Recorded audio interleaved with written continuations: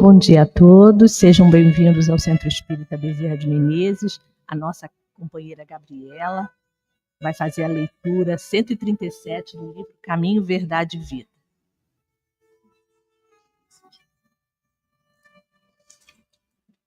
Bom dia. O banquete dos republicanos. E os fariseus, vendo isto, disseram aos seus discípulos: Por que come o vosso mestre com os publicanos e pecadores? Mateus, capítulo 9, versículo 11. De maneira geral, a comunidade cristã, em seus diversos setores, ainda não percebeu toda a significação do banquete do mestre entre publicanos e pecadores. Não só a última ceia com os discípulos mais íntimos se revestiu de singular importância. Nessa reunião de Jerusalém, ocorrida na Páscoa, revela-nos Jesus o caráter sublime de suas relações com os amigos do apostolado. Trata-se de ágape íntimo e familiar, solenizando despedida afetuosa e divina lição ao mesmo tempo. No entanto, é necessário recordar que o mestre atendia a esse círculo em derradeiro lugar, porquanto já se havia banqueteado carinhosamente com os publicanos e pecadores. Partilhava a ceia com os discípulos num dia de alta vibração religiosa, mas comungara o júbilo daqueles que viviam à distância da fé, reunindo-os generoso e conferindo-lhes os mesmos bens nascidos de seu amor. O banquete dos publicanos tem especial significado na história do cristianismo. Demonstra que o Senhor abraça a todos e os que desejam a excelência de sua alimentação espiritual nos trabalhos de sua vinha, e que não só nas ocasiões de fé permanece presente entre os que o amam. Em qualquer tempo e situação, está pronto a atender às almas que o buscam. O banquete dos pecadores foi oferecido antes da ceia aos discípulos, e não nos esqueçamos de que a mesa divina prossegue em sublime serviço. Resta aos comensais o aproveitamento da concessão. Obrigada. Vamos fazer a prece. Amado Mestre Jesus, te agradecemos por estarmos nesta casa, por esta manhã de domingo. Pedimos a Ti, Mestre querido, que envolva o nosso amigo Newton, que vai fazer o estudo, que ele seja feliz nas suas palavras, que com certeza o estudo dele foi feito com muito carinho, com muito amor, que ele passe para todos nós tudo aquilo que ele aprendeu, que ele estudou, e que saiamos desta casa mais esclarecidos, mais envolvidos pelo Teu manto, Jesus. Te pedimos amparo e proteção para todos nós e te agradecemos por tudo, desde já, que assim seja. O estudo de hoje será feito pelo nosso companheiro Newton Saldanha. O tema é o porvir e o nada. Então, Newton, a palavra é sua.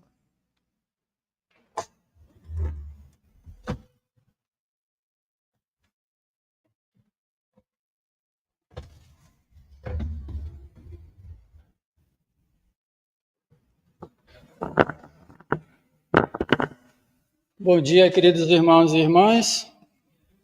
É sempre com muita alegria que aceitamos o convite de Jesus para falar sobre seus ensinamentos e fazer parte deste banquete espiritual junto com vocês. Coincidentemente, a lição de hoje falava sobre um banquete em que Jesus participou.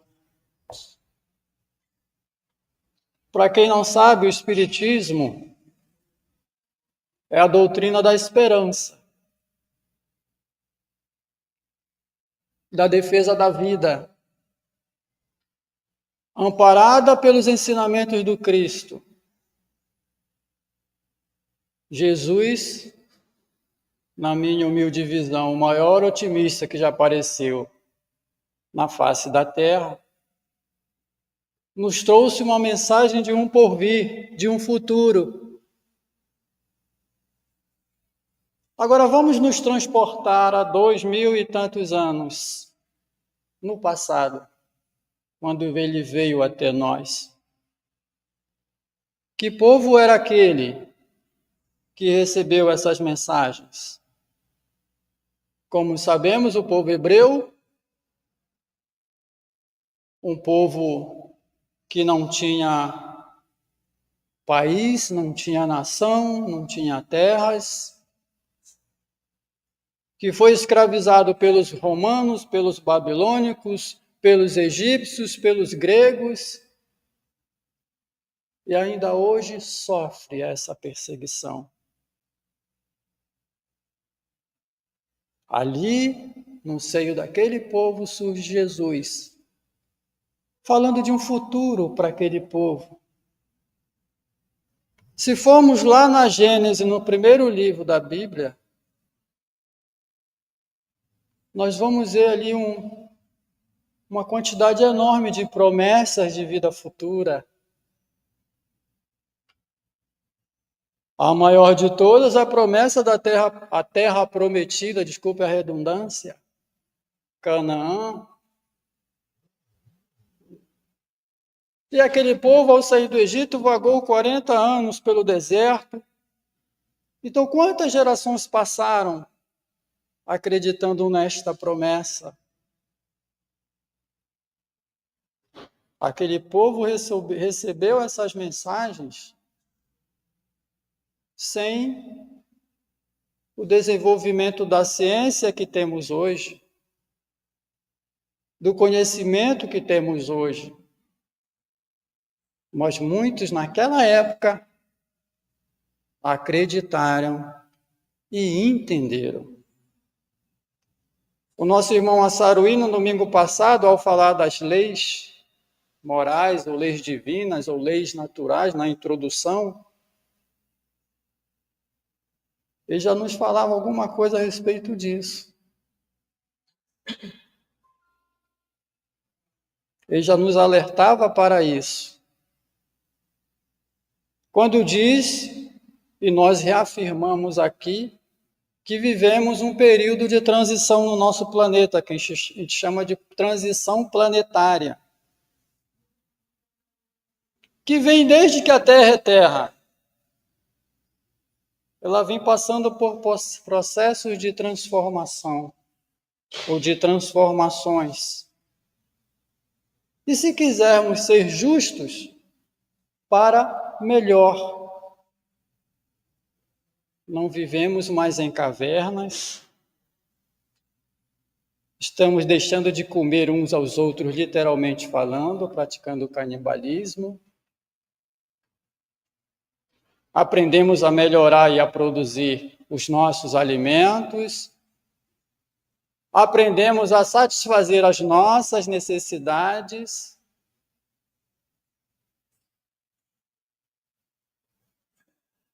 Então, hoje nós somos o futuro daquela geração, percebe? No entanto,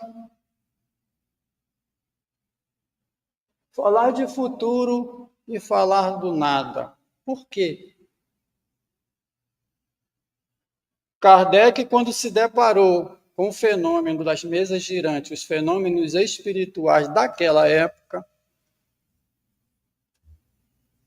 ele quis entender que fenômeno era aquele. Ele levou 1 ano para convencer ele a ir numa reunião como essa aqui, assim, de espiritual.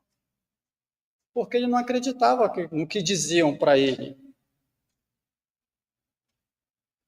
Mas quando ele foi, que ele se deparou com aquele fenômeno, com as respostas que eram dadas às perguntas feitas à mesa, ele percebeu que ali havia alguma coisa diferente, que era a inteligência. Que inteligência era aquela que respondia a perguntas inteligentes? A partir daí, ele reuniu um grupo de pessoas, de médiuns, e ele começou a fazer essas perguntas. Que perguntas Kardec fazia? Era se ele ia casar de novo? Se ele ia ficar rico? Se ele ia mudar de casa? Não. Questões referentes à vida, à humanidade. Por isso que o Espiritismo surge a partir de uma ciência. Kardec pesquisava, por exemplo, o magnetismo. Então, quando você pega o Livro dos Espíritos, que é um conjunto de perguntas e respostas, e você encontra de tudo ali, das ciências às religiões, questões filosóficas, como nós vamos ver aqui hoje, nada é uma questão filosófica. Questões da nossa existência enquanto humanidade, enquanto individualidade. Eu treinei para não fazer uma introdução muito longa, mas eu já estou aqui há quase meia hora só na introdução, mas vamos nós. Vamos refletir o que é a vida. Dentro do conceito que nós vamos ver daqui a pouco, a vida é um intervalo entre o nascer e o morrer. Tá certo até aí? Concorda ou sem corda? Tá? A vida é isso. Portanto, não existe nada nem antes e nem depois da morte. Certo? Tá certo, gente? Não? Claro que está dentro dessa teoria, sim. Portanto, se não existe nada após a morte, o que é que eu estou fazendo aqui sentado que não estou me embebedando, vivendo a vida? Deixa a vida me levar, a vida leva eu. Porque para quem acredita nisso, a vida não tem sentido. Nada importa. Porque tudo se acaba com o fenômeno da morte.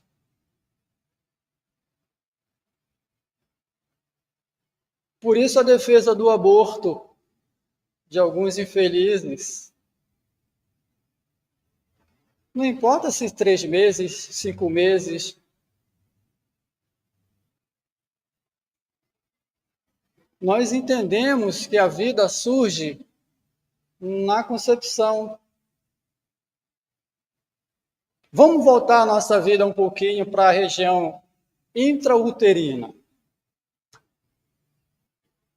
A mulher produz uma célula, um óvulo, que é um ser vivo. E o homem, megalomaníaco, podia produzir um só também? Não, ele produz milhões, de uma vez só. E essas células, esses seres vivos, saem nadando no mar até encontrar o óvulo. Até pouco tempo admitia-se que era um espermatozoide que conseguia vencer a barreira e fecundar o óvulo. A ciência já está nos dizendo que é o contrário. É o óvulo que escolhe qual é deles que vai dar sequência ao fenômeno da fecundação. Então, materialmente falando, fisicamente falando, nós surgimos a partir de 2 seres vivos. Portanto, uma vida antes. E nesse processo aí é que entra o fenômeno, outra coisa chamada alma, ou espírito. Se junta a essas 2 células que formaram uma só e depois vão se multiplicando. E é ele que vai dar forma ao corpo que vai se desenvolver. E depois de mais ou menos 9 meses, tá você aí, tá eu aqui. Deu para entender assim simplificado como é que é o negócio? Isso no plano físico. Mas a ciência está estudando com o fenômeno do quase-morte, né? Experiência de quase-morte, transe e mais não sei o quê, que a alma existe antes. E em processo de que você recua na memória, eu esqueci a palavra agora, né? regressão de memória,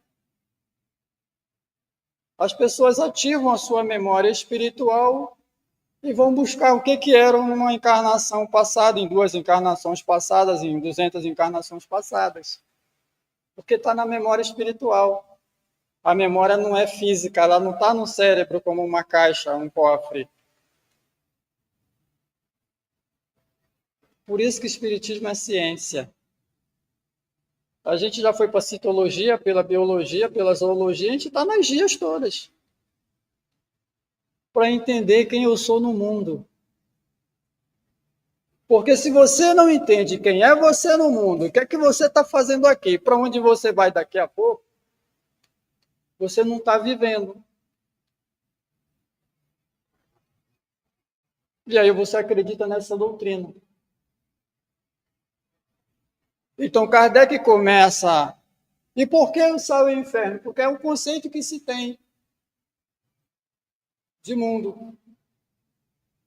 Quando você morre, você vai ficar em algum lugar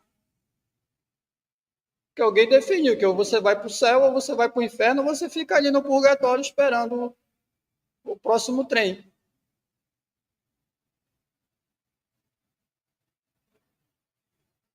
E a gente que estuda vai entender que isso aqui é uma alegoria, é uma metáfora, é um simbolismo de regiões felizes e regiões infelizes, criadas pela própria mente. Mas eu não vou entrar nessa seara, mas vamos nós. Então, depois de Kardec ter feito o Livro dos Espíritos, mais de 1000 e tantas questões falando sobre tudo e sobre todos, ele foi dividindo isso em vários outros livros. Um desses livros é O Céu e o Inferno, que fala sobre a justiça divina, que é outra coisa que a gente não entende. Porque a gente não entende o que é Deus, a gente não entende o que é justiça.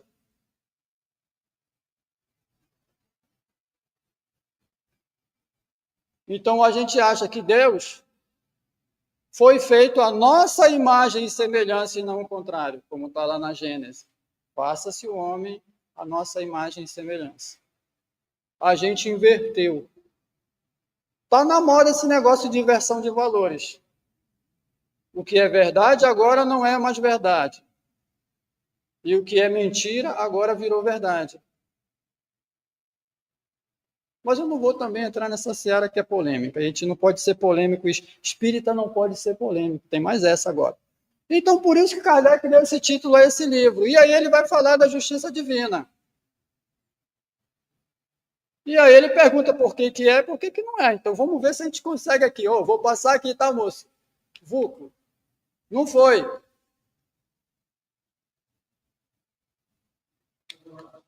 Foi. E aí ele começa fazendo essas questões filosóficas.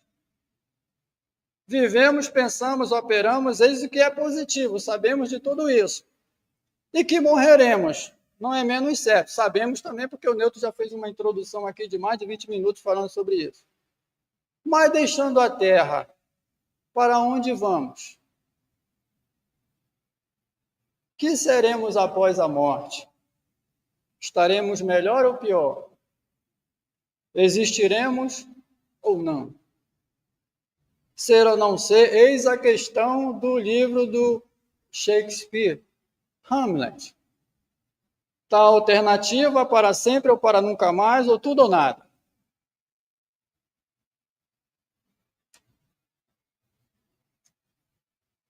Essa teoria de que o nada existe é uma área da filosofia, é uma doutrina filosófica chamada niilismo, cujo representante mais conhecido é o Nietzsche. Aquele que disse a famosa frase Deus está morto. Né? As pessoas que acreditam nessa doutrina acreditam que o nada existe. Portanto, antigamente, antes de eu nascer em 1964, não existia nada em nada. Aí, de repente, teve uma explosão. Explodiu. No nada explodiu. O tal do Big Bang que deu origem a você, a eu, a esse planeta, ao sistema solar, a galáxia. Faz sentido para vocês isso? Sejam sinceros com vocês mesmos. Faz sentido? E desse nada surgiu tudo isso aqui harmonizado por leis imutáveis. Quando a gente fala de justiça divina, quando a gente fala de Deus, a gente está falando de algo que não muda, nem que eu queira. Que vale para nós aqui na Terra, para os marcianos, para os jupiterianos, para os venusianos, vale para o universo, são as mesmas leis.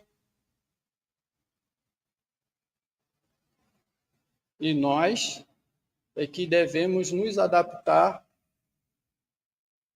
e viver segundo essas leis. Por isso que reencarnação também é lei. Porque se a lei tem uma lei chamada lei de progresso, que vocês vão ver com a Saruí ao longo do ano, tem uma lei chamada lei de progresso. A última ele falou também para nós, lei de justiça, amor e caridade. Tudo é certo. Tudo tem causa e tem efeito. Ação e reação. Não fez o que tinha que fazer, vai ter que fazer. Não deu nessa existência, vai fazer na outra. Não tem como ser diferente. Não tem como ser diferente. Você pode discordar, não tem problema nenhum.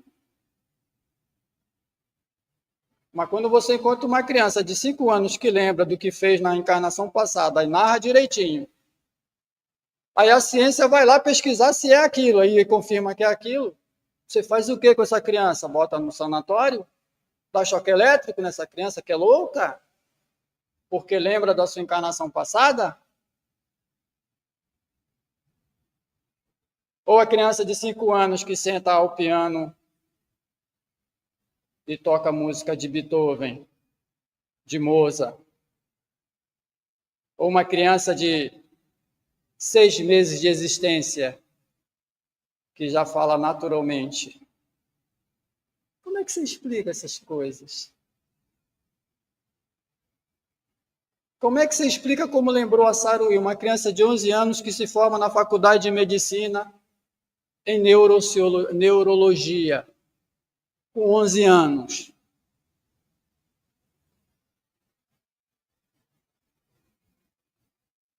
É do nada? Então, quem vai nessa do nada, nessa filosofia, entra num processo que a psicologia vai chamar de vazio existencial. A tua vida não tem sentido. Você perde a razão. Você esquece quem você é. E o trabalho que deu para você ser o que você é. Porque papai e mamãe tiveram que entrar num acordo num certo dia para que todo o processo se realizasse. Você esquece que isso tem importância. Todo o resto não faz sentido. Não faz sentido eu estar aqui. Porque amanhã eu vou morrer. Então. E muita gente embarcou nessa. Mas Jesus nunca falou sobre isso. Ele vai falar lá pelas tantas. Nós vamos invadir aqui um pouco. Vamos lá, Kardec. Então, esse niilismo aí diz assim, ó, pela crença no nada, é Kardec analisando essa corrente filosófica, o homem concentra todos os pensamentos forçosamente na vida presente. O que vale é o aqui e agora.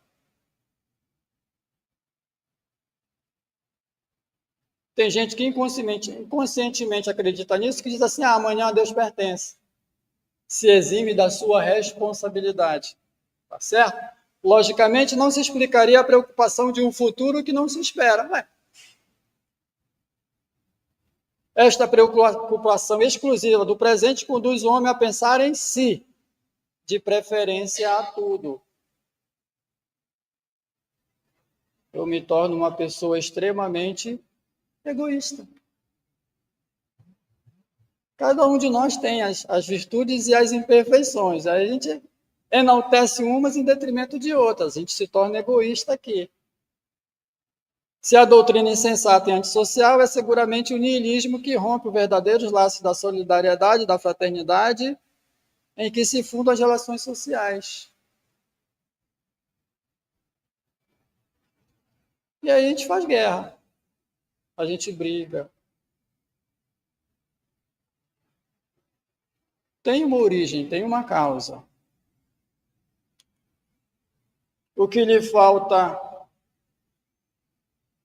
neste século de positivismo, em que se procura compreender antes de crer, sem dúvida a sanção de suas doutrinas por fatos positivos, ou seja, cria-se uma doutrina, um corpo de pensamentos que vai ter impacto na vida de muitas pessoas, só que a ciência não justifica.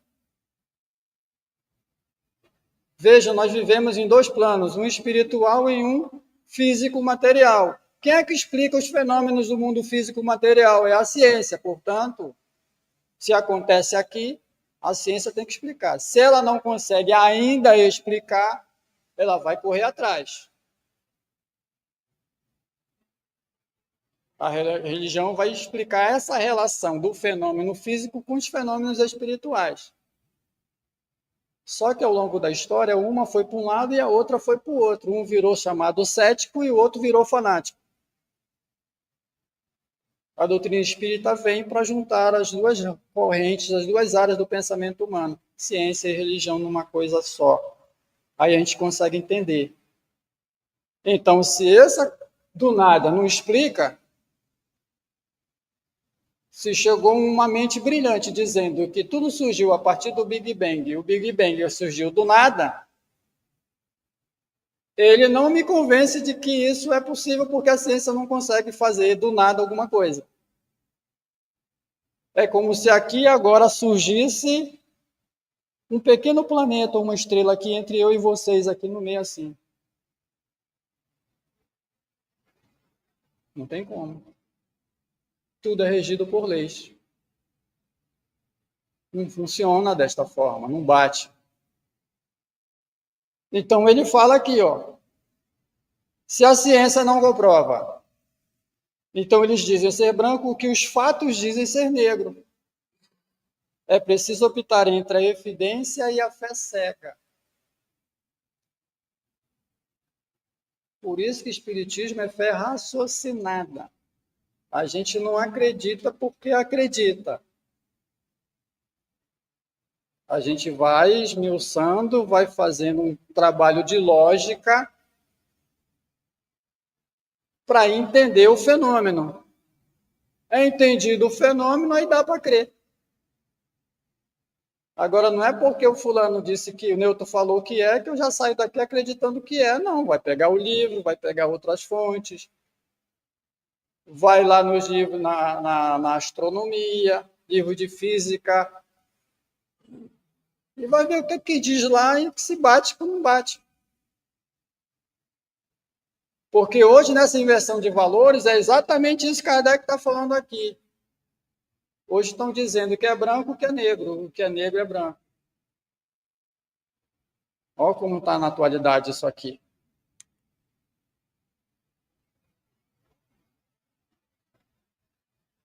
Indo para a parte religiosa da coisa.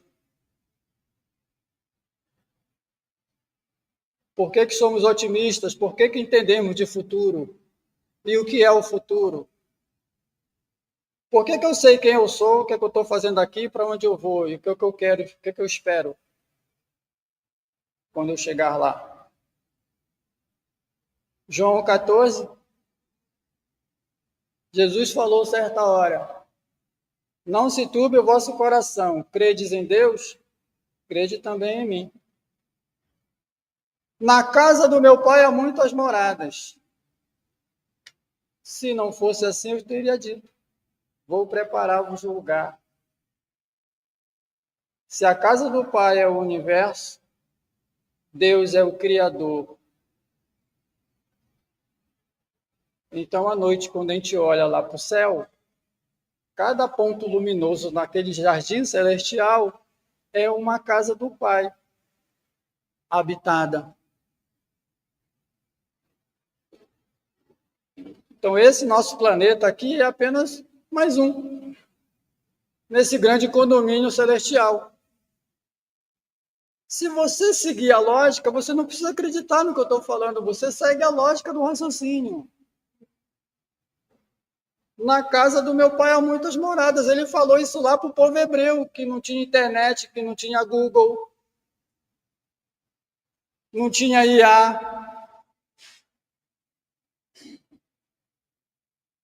E lá ele falou, eu não disse tudo para vocês, porque vocês ainda não têm condição de acompanhar, mas enviarei o Consolador, que vai falar tudo o que eu disse, vai lembrar para vocês o que eu falei, o que a gente está fazendo aqui, e muito mais. Ele já editou tudo preparado. Então, que adianta ter muitas moradas se eu nasci aqui e vou morrer aqui? Se existe perfeição, evolução, etc. e tal, então existem mundos imperfeitos, mundos em processo de aperfeiçoamento e muitos mundos perfeitos, mundos melhores. Então você sai da sua aldeia,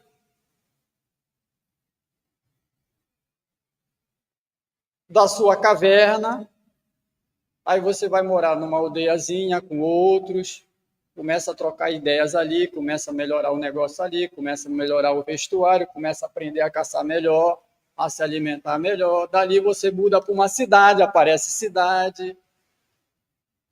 Aí dali que você andava tipo Jesus, quilômetros e quilômetros a pé, você já aprende a fazer uma bicicleta, um patinete, um carro, um trem, um metrô, um avião. Olha que loucura, gente. Processo evolutivo. Então, por que eu não posso almejar para fora disso aqui? Para além disso aqui? Aí você sai da sua cidadezinha, você vai para uma cidade maior. Daqui a pouco você está na capital. Mas você está na capital de Gana, você está na capital de Bangladesh, você está na capital de um país pequeno, territorialmente, geograficamente falando.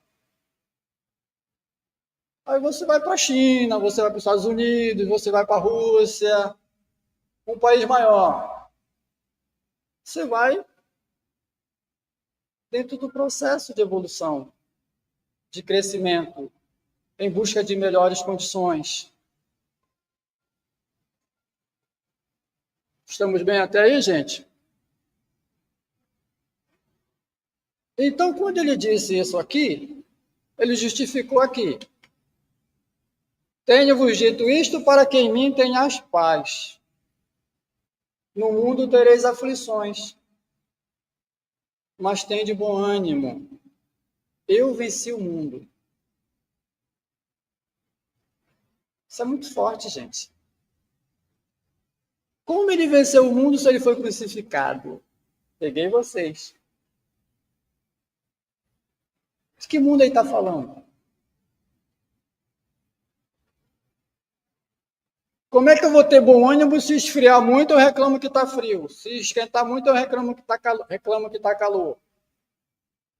Se eu nunca estou satisfeito com nada, com coisa nenhuma. Até porque o nada existe na concepção dos moços lá. Para que ele falou isso para nós, gente? Ter bom ânimo. Por isso que é uma ode da esperança. Vai dar certo, está melhorando. É o otimismo no máximo, no top de linha aqui para mim. Ter bom ânimo. Ah, hoje está ruim. Não, não está ruim. Está dentro desse processo aí. No mundo tereis aflições, foi o que ele disse anteriormente lá. Porque faz parte do nosso mundo, é característica do nosso mundo ter tempestades e ter aquela bonança. Ter terremotos, ter furacões e ter as enfermidades. Porque o nosso corpo físico, neste mundo, o nosso corpo físico, ele tem prazo de validade. Ele só não está lá na prateleira do supermercado. Falei certo? Prateleira? Falei. Ele só não está lá, mas tem prazo de validade. Ele volta para a natureza de onde ele surgiu, o corpo físico. E a alma fica. Então, se nós não entendermos direito isso, a gente vai continuar vivendo no mundo, pelo mundo, ainda sem encontrar o sentido da vida. Bora. E aí nós entramos na seara espírita, que a gente vai bater nessa tecla até que o mundo entenda que é a tal da reencarnação que eu falei.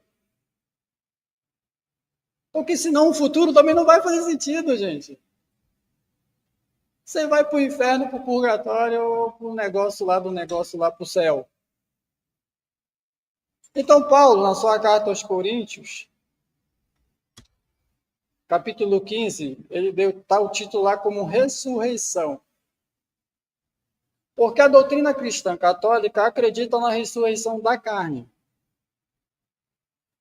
Porque Cristo ressuscitou.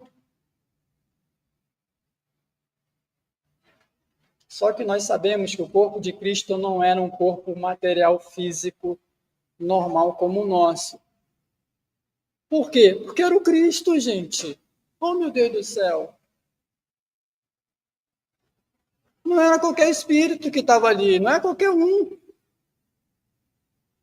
Que ia nascer naturalmente por processo, não dá, não tem como. Até porque a doutrina católica acredita que Jesus é Deus. Dentro dessa ideia de divindade, não tem como surgir uma divindade no plano material físico. Não tem como. Mas voltando para cá, Paulo vai dizer o seguinte aos Coríntios: se esperamos em Cristo só nesta vida, somos os mais miseráveis de todos os homens. Então ele está falando que podemos deduzir por questões de lógica que existem outras? Quando Paulo diz só nesta vida,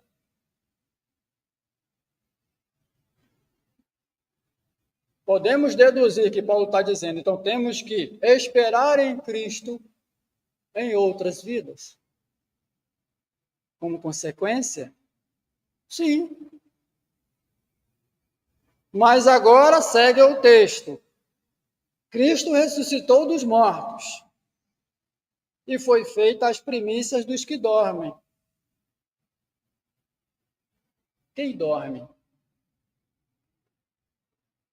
Aqui dormir está simbolizando aqueles que já morreram.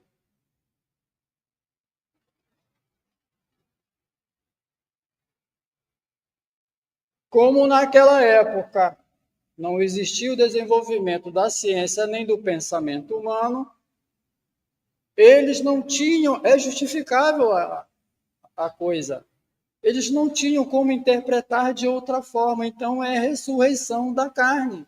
Faz sentido dentro desse pensamento, naquela época.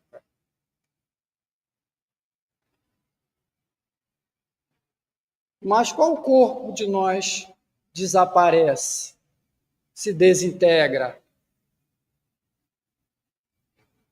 No fenômeno da morte, ele passa por um processo de decomposição. Volta tudo para a natureza. O do Cristo não. Sumiu. Agora, vocês lembram, eu não ia falar isso aqui, mas lembrei agora. Vocês lembram daquela passagem que Jesus estava no meio dos fariseus, os fariseus estavam loucos para tirar a cabeça dele ali na hora, queriam apedrejá-lo, queriam matá-lo. E o texto bíblico diz assim: e ele ocultou-se, passou entre eles e foi embora. Jesus ficou translúcido ou invisível no meio de uma multidão, saiu e foi embora. Se está lá é porque testemunharam o fenômeno. Portanto, não era corpo físico. O corpo físico não tem essa capacidade. Não é tão simples assim. Mas Jesus tinha essa capacidade, tem essa capacidade de aparecer e desaparecer. Está lá no texto. A ciência espírita vem e explica o que é isso, que fenômeno é esse. Não é aqui a nossa seara, mas vamos nós, seguindo aqui. Paulo diz assim, porque assim como a morte veio por um homem, e ele está se referindo lá ao Adão no pecado original, também a ressurreição dos mortos veio por um homem. No entender dele, Jesus, um homem. Para não chocar muito naquela época, Jesus às vezes falava, né, que ele era o filho de Deus, às vezes ele falava que ele era o filho do homem, mostrando essa nossa dualidade existencial. Ora somos corpo, ora somos espíritos. É por isso, por essas coisas que a gente fala aqui,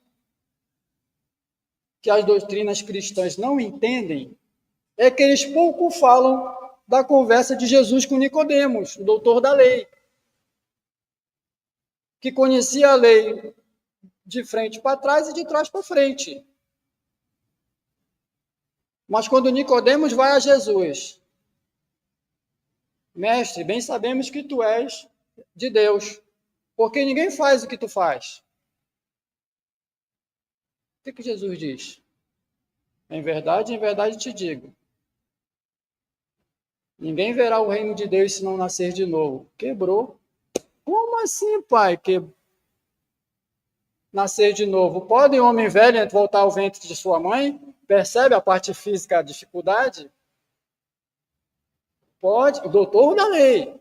Não é Newton que está falando aqui na sua ignorância. Um doutor da lei. Pode um homem velho voltar ao ventre de sua mãe para nascer de novo?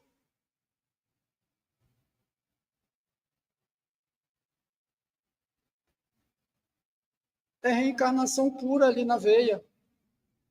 Mas, como eu já expliquei, naquela época não tinha como fazer essa interpretação. No fenômeno do tabu, que Jesus estava orando, 3 discípulos lá embaixo, ele lá em cima, surge ao lado dele a figura de Moisés e a figura de Elias. Pedro diz, Senhor, permita que eu faça 3 tendas, uma para tu, uma para ele e para ele outro.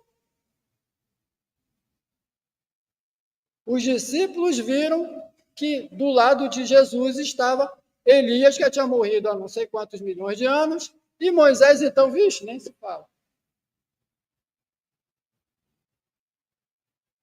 E conversa com Jesus. Quando olha de novo, só estava Jesus.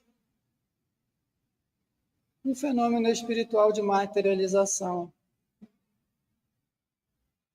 Como é que naquela época eles iam escrever isso aqui? Não tinha como. A ciência precisa evoluir para ir explicando os fenômenos que aparecem ali. A religião também tem que acompanhar esse processo evolutivo para entender. Senão cai no cofre do milagre, do miraculoso. Ou como diz a minha esposa, coisa de Deus. Não explica que é coisa de Deus. Não justifica. Então, a ressurreição dos mortos veio por um homem. Mas tem que voltar. Onde é que se combate mais a doutrina espírita e, no caso, o dogma da reencarnação? Eu acho que eu coloquei aqui. Deixa eu pular aqui algumas coisas aqui logo. Deixa eu ver aqui. Sim. Deixa eu passar aqui logo. Aqui ele continua em Coríntios, falando sobre o fim, no futuro. E lá no final ele diz assim, ó, o último inimigo a ser aniquilado é a morte. Porque vai chegar uma hora que você vai acabar entendendo que a morte é um processo natural da vida.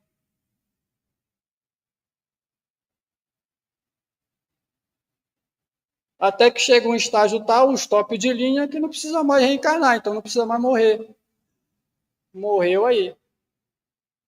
Tanto que no Apocalipse você tem lá no texto que diz assim, e agora é a segunda morte. Tem uma segunda morte lá no texto do Apocalipse de João. Então, quando Jesus, ele está falando de Jesus aqui, ó, convém que reine até que haja posto todos os inimigos debaixo dos seus pés, etc e tal, e o último inimigo vai ser a morte. E chegamos aqui. Quando você pega um texto de outras religiões cristãs, que vão falar de espiritismo,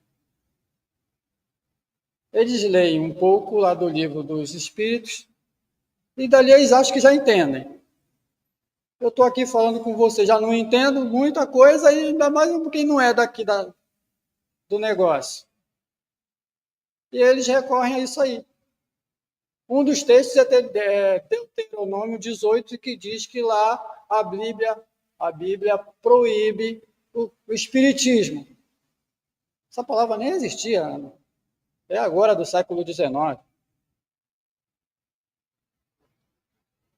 Mas a Bíblia proíbe os adivinhos. Está lá também. Tá, mas aí como é que você explica a figura de José? José, como sabemos, foi vendido pelos irmãos como escravo. Ele é levado ao Egito. No Egito, por um processo mediúnico, ele decifra sonhos. E ao decifrar o sonho do faraó, ele vira braço direito do faraó. E aí ele manda em tudo quanto é lugar onde o Egito mandava. Vira um semi-rei, ou um semi-faraó, uma coisa assim. Ele só ficava abaixo do faraó do Egito, que mandava em tudo, naquele mundo. E aí ele manda buscar os irmãos e o pai, e os perdoa pelo que fizeram, porque se não fosse eles, ele não tinha salvo milhões de vidas por conta da seca de 7 anos de seca, 7 anos de fartura. Como ele sabia disso?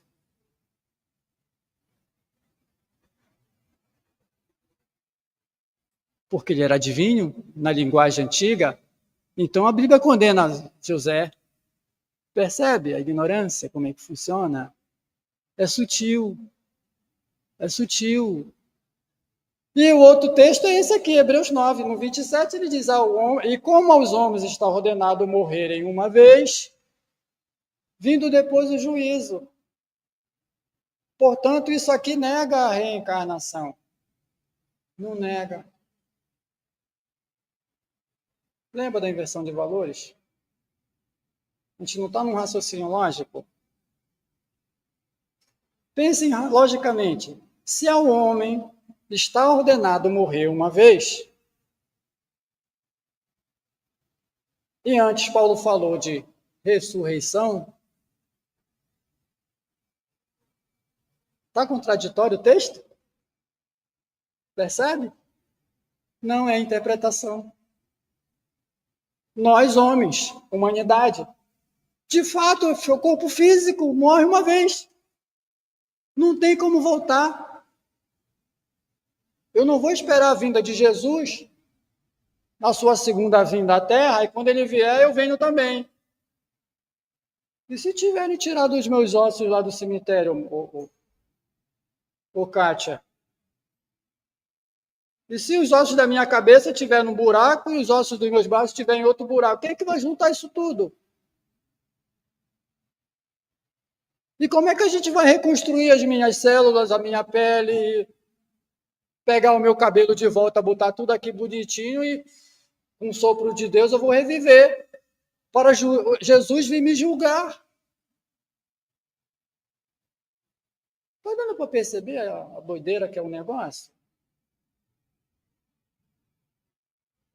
Então, o homem, Paulo está certíssimo, ao homem está ordenado morrer uma vez. É verdade. Porque o próximo encarnação minha já não vai ser essa pessoa linda que está na sua frente. Vai ser um ser iluminado, de uma pele mais clara, loiro, cabelos longos, falando várias línguas.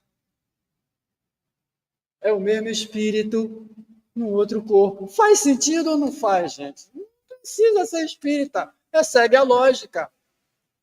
Eles falavam isso há mais de 2000 anos. Paulo conseguiu interpretar. Vejam que Paulo era um doutor da lei, perseguidor dos cristãos. Ele tinha conhecimento da lei daquela época, assim como Nicodemos. Mas às portas de Damasco, quando ele encontra Jesus, ou melhor, Jesus vai ao encontro dele, do filho pródigo, ele entende, que é diferente de saber. A Saruí falou no domingo passado, e Jesus falava muito isso nos textos. Ouça quem tem ouvidos de ouvir. Veja quem tem olhos de ver. Por quê? Porque muitos de nós colocam uma blindagem na nossa frente e a gente não vê o óbvio. Como a gente não vê, a gente interpreta. Ouviu o galo cantar, mas não sabe onde é que está o galo. É isso. Assim também Cristo ofereceu-se uma vez para tirar os pecados de muito. Aparecerá a segunda vez sem pecado aos que o esperam para a salvação. Tá, mas eu estou esperando para a salvação dele lá no cemitério. Os ossos estão todos espalhados já lá. Não tem coração, não tem pulmão, não tem olho, não tem mais nada. Como é que vai acontecer esse negócio, gente? Eu não consigo visualizar, logicamente, o negócio não, mas eles dizem que é. Vamos nós aqui. Continuando. Mas alguém dirá, então, cristão, como ressuscitarão os mortos? Está lá no texto de Paulo. E com que corpo virão? Olha lá, Nicodemos aí de novo. Né? Com que corpo virão? Porque a gente só entende o mundo físico. Então, Paulo não está errado. Não está na sua ignorância. Ele está no mundo físico fazendo uma pergunta normal, natural. Mas como assim? Que corpo virão? Só que ele está fazendo essa reflexão para a igreja de Corinto. Lá no 44 ele diz assim, nessas reflexões ele vai dizer que existe então um plano espiritual e um plano material, um corpo material e um corpo espiritual. E no meio disso existe um corpo etérico que nós chamamos em espiritismo de perispírito, que é o corpo astral que liga os dois mundos. Que Paulo fala aqui. Se você pegar esse capítulo 15 aqui, você vai ver que ele vai falar de corpo astral, com outro nome, óbvio. Semeia-se corpo animal, que é a ideia da semente. A semente morre, é enterrada, para que a vida se dê. Olha que simbolismo lindo. Jesus fala da semente de mostarda, que seria a menor de todas, e dá uma árvore enorme. Então, é essa a ideia aqui. Semeia-se corpo animal, ressuscitará corpo espiritual. Se há corpo animal, há também corpo espiritual. Paulo falou isso. Está registrado lá. A gente não inventa, não.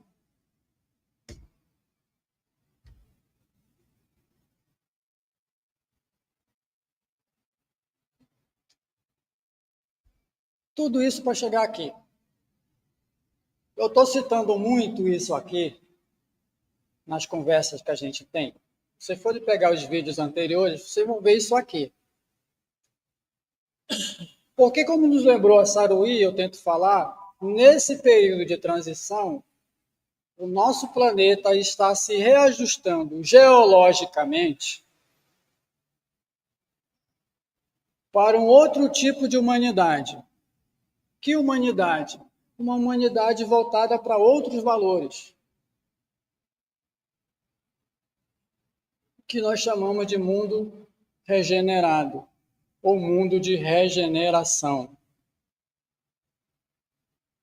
Neste mundo melhorado, não habitará mais a face do nosso planeta pessoas que odeiam, pessoas que magoam, pessoas que têm inveja, pessoas que desejam o mal do outro. Isso é característica do nosso mundo de provas e expiações. A linha entre você fazer o bem e você fazer o mal é mais fina que um fio de cabelo. Eu li recentemente um vídeo, eu não ia citar aqui, mas vou. Por que pessoas boas se tornam demônios? Assistam. É uns 17 minutos de vídeo. E com perguntas simples, ele explica como é que a gente dá vida ao mal. E em grandes proporções vira uma guerra mundial. Por que a gente comete barbaridades? Por que pessoas simples, comuns, trabalhadoras, pais de família, se tornam verdadeiros, cometem atrocidades? Entenda a oportunidade. Só que nesse mundo em que o nosso planeta está se transformando, por isso que terremoto, essas catástrofes naturais, é o planeta se reajustando. As placas tectônicas, como sabemos, elas estão sobre uma superfície magmática e elas se movimentam. Então, é nesse reajuste que entra a questão do clima. O homem acha que pode, né, mudar o mundo, destruir o mundo. Essa ideia de destruição do mundo, o fim do mundo, é essa ideia que vem lá do nada. Veio do nada, vai findar, terminar tudo do nada. Aí vai ficar aqui no lugar da Terra, no espaço, no vazio. Eles acreditam nisso. Então, cunharam essa frase, o fim do mundo. Estão esperando até hoje. Foi em 2002, 2000 não sei o quê, 2009, 2012. O fim do mundo, todo ano tem um fim do mundo. É esse mundo de maldade. A transformação será uma transformação moral. Ou na nossa seara aqui, uma transformação espiritual. Só vai ficar aqui nesse planeta, quando ele estiver regenerado, pessoas boas. E os maus vão para onde? Para mundos que estejam de acordo com o seu modo de pensar. Quer fazer maldade, filho? Então eu vou te dar um mundo para você fazer a sua maldade. Simples assim. Não dá mais, o prazo acabou. Não dá mais para tu ficar aqui perturbando o neutro, quer ter paz. Jesus não falou lá, para que tenhais paz. Então é essa transformação. Então muita gente que já desencarnou, não vai voltar mais para cá. Os que estão vindo, já estão vindo com essa mentalidade de querer o bem, de abominar guerras e destruição, essa coisa toda. São essas pessoas que vão suportar um calor de 40 graus, de 50 graus, ou um frio de 0 graus. São esses seres. Vão estar com corpos preparados para esse clima que está mudando aí. O nosso não, o nosso é isso aqui. Tem limite de suportar um calor e um frio. Como tem lógica isso, Newton? Eu explico. Se você for lá no deserto do Saara, que você pega mais de 50 graus de calor e à noite você pega menos 50 de frio, tem gente morando lá. Sabiam disso? Se você for lá para os confins do Polo Norte, lá para cima, lá, depois de Belém do Pará, onde eu nasci, Polo Norte, o frio, tem uma cidade chamada Anitia, não, esqueci o nome da cidade. É menos 70, a cidade mais fria. Fica lá para o lado da Sibéria, Mongólia, ali para o lado da Rússia. Menos 70. Aí tu entra no YouTube e tá lá a mulher lá, falando da vida dela lá, youtuber lá, influencer. Como é a vida numa cidade com menos 70 graus. Tem gente morando lá. Então você acha que esse espírito, se ele for para Plutão, que é gelo puro, ele não vai viver lá? Está preparado para viver em Plutão. O espírito que vive lá no Saara, 70 graus, 50 graus, o inferno na Terra, não está preparado para ir viver em Mercúrio, em Vênus, que aqui próximo do Sol é mais quente? Está preparado. Na casa de meu pai há muitas moradas. Olha que delícia. Então lá João teve uma visão. Esquece o espiritismo, porque não pode falar que isso aqui é um fenômeno mediúnico. João, num transe mediúnico, ele teve uma visão. E nessa visão foi falado para ele, registre isso tudo aí, meu filho, porque é o que vai acontecer. Quem viu isso tudo também? Nostradamus. As profecias de Nostradamus. Fala disso tudo aqui. E viu um novo céu e uma nova terra, porque já o primeiro céu e a primeira terra passaram e o mar já não existe. É porque, ao longo da narrativa do Apocalipse, ele fala que a terra cedeu os seus mortos no dia do juízo, aquele juízo lá que o moço fala que é o juízo. Aliás, o juízo, que é o homem está reservado a morrer apenas uma vez, depois vem o juízo. Juízo te remete a quê? Fala para mim. O que seria o juízo?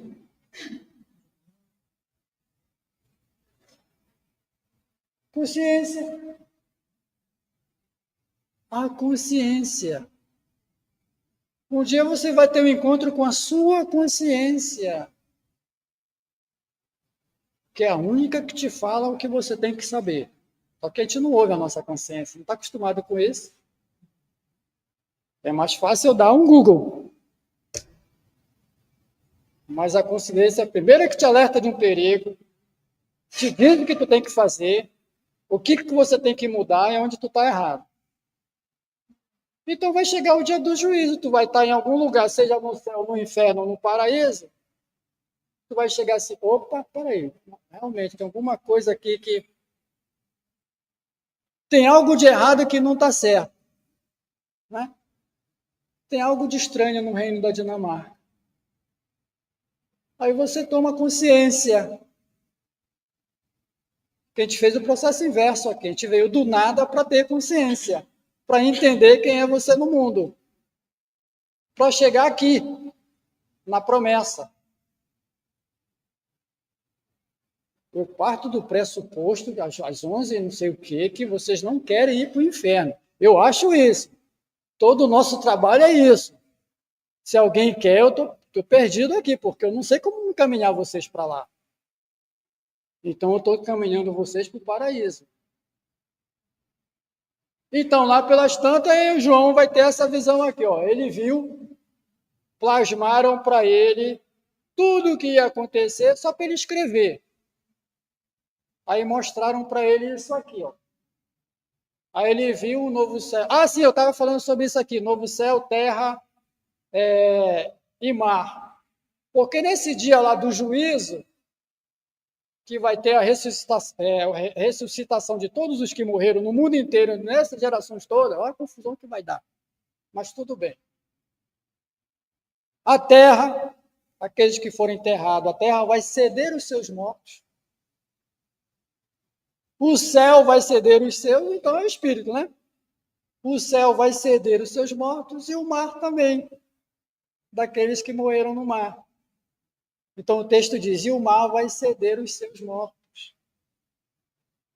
Aí ele diz aqui, ó, só que depois passou tudo isso aqui. E aí lá no 4, que eu adoro isso aqui. Depois que eu vi isso aqui, eu durmo, que é uma maravilha. Tirando os fatores biológicos, eu durmo em paz. Todo dia. Porque me acende a luz da esperança. E Deus limpará de seus olhos toda lágrima, e não haverá mais morte, nem pranto, nem clamor, nem dor. Porque já essas coisas são passadas. É nesse mundo de renovação, de regeneração, que é o futuro da humanidade de hoje.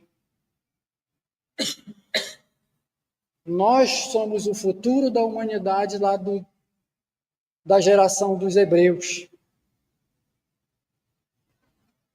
dos incas, dos maias, dos astecas. Então, a ideia de futuro a longo prazo é isso. A curto prazo, no nosso tempo terreno, é milésimos de segundo o futuro. Você chegou aqui uma pessoa, você vai sair daqui outra. Por quê? Milhares de suas células já morreram e outras nasceram.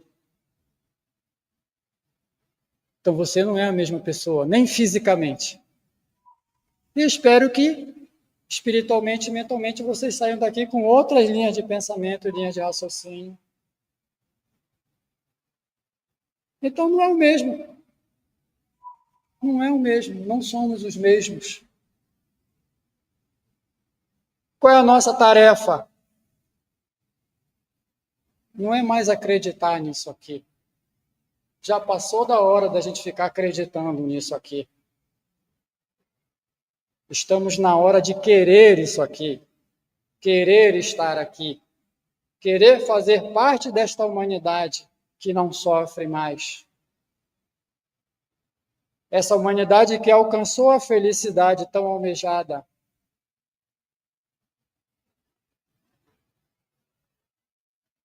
Temos conhecimento, temos inteligência.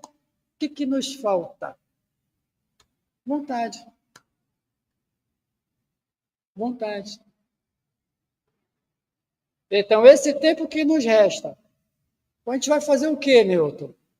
Eu não sei, não. Eu só sei de mim. Melhorar-se a cada dia, um pouquinho que seja. Valorizar o tempo que me resta nesta existência. Para fazer o bem, para querer o bem, para desejar o bem. Fazer o melhor que eu puder. E no futuro, a Deus pertence, então. O que ele achar que vai ser, será. Mas eu não vou mais pecar por ignorância. Eu sei. Não tenho mais esse direito. Por ignorância, tudo bem. Desculpa, Kátia, mas eu não sabia. Eu descobri isso hoje, então hoje eu sei. Ah, Newton, então a partir de hoje você não pode mais fazer isso comigo. Pois é.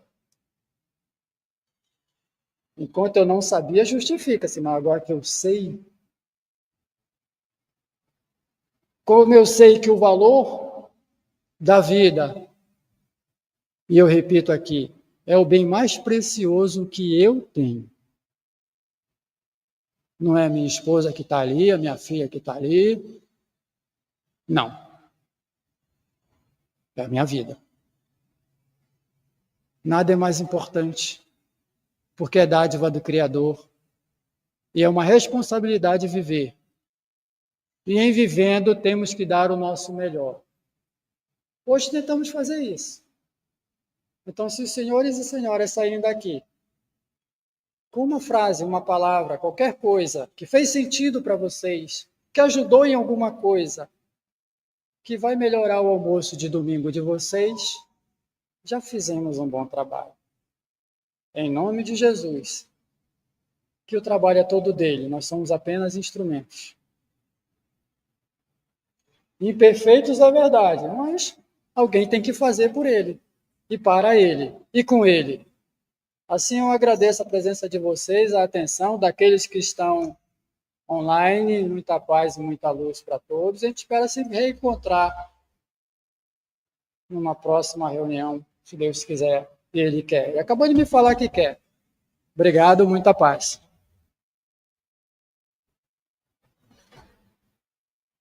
Newton, muito obrigada pelo seu estudo, foi muito bom. Vamos orar.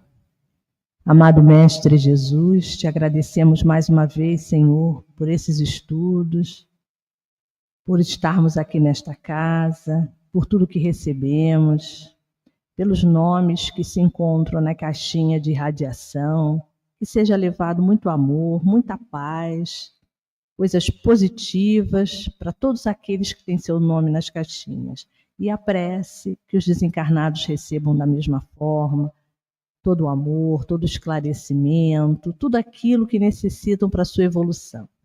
Te agradecemos, Senhor, todas as vezes, muitas vezes, tudo que recebemos nesta casa. E que assim seja.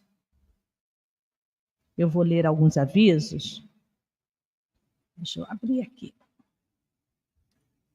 A nossa próxima reunião será na terça-feira, dia 14/1. O expositor é o Luiz Raimundo. O tema é Livro dos Espíritos, segunda parte, capítulo 2, questões 137 a 143. E no domingo, dia 19, será a nossa outra reunião, que será no domingo. O expositor é Otávio Fernandes e o tema, o medo e como... Ele botou só aqui, eu acho que é o medo e como vencê-la, mas deve estar faltando alguma coisa. Agora eu não estou lembrada. Mas já na próxima reunião do dia 19/1, que será domingo, o expositor é Otávio. Nós lembramos também que a campanha do quilo continua, né, para ajuda das sacolas fraternas. A nossa livraria está com desconto, quem quiser é só descer. A nossa companheira hoje, a Kátia, está lá na recepção, ela pode falar com vocês. E no carnaval, nós vamos ter o 31º ENEF, que é do dia 1 e dia 2 de março, o horário de 9 às 13 horas. O arado está pronto. Desbravemos juntos o solo da nova era. O ENEF é um encontro estadual da família espírita. Todos estão convidados. É só se inscrever, fazer a sua inscrição, tem um QR Code aqui. Eu não sei como é que funciona, não. Mas perguntando ao pessoal da casa, a Kátia, a Márcia, a Kátia Cristina, elas com certeza vão falar para vocês. O nosso núcleo aqui é o Estácio, tá? As inscrições já estão abertas desde o dia 14 e vão até o dia 23 de fevereiro. É muito bom, tá? Então, todos estão convidados a fazer as suas inscrições para o ENEF. Agora, nós vamos nos despedir daqueles que estão online, na plataforma do YouTube, e desejamos a todos um feliz domingo, tudo de bom para todos, que todos possam receber desta casa também tudo aquilo que aqui nós recebemos também. Então, um bom dia para todos, um bom dia para todos. Bom domingo.